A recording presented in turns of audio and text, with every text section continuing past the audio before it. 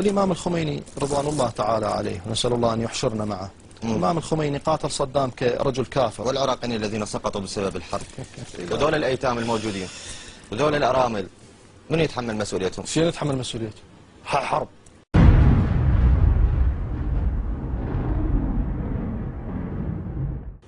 حرب. باكر أنا أقتل الوهابي هم أتحمل مسؤولية أيتامه؟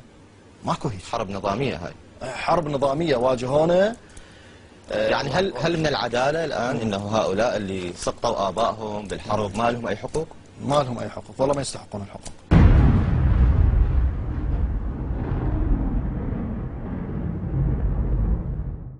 الآن إذا هو شعلي فهو شعلي. طيب إذا تسمح لي الآن وصارت حرب بين العراق وإيران لا سامح الله إن شاء الله ما تصير.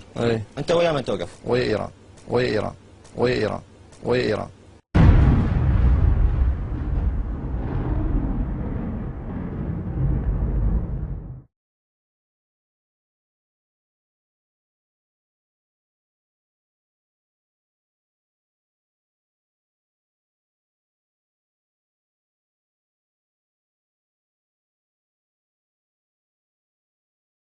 أنا أصير ويا الهند.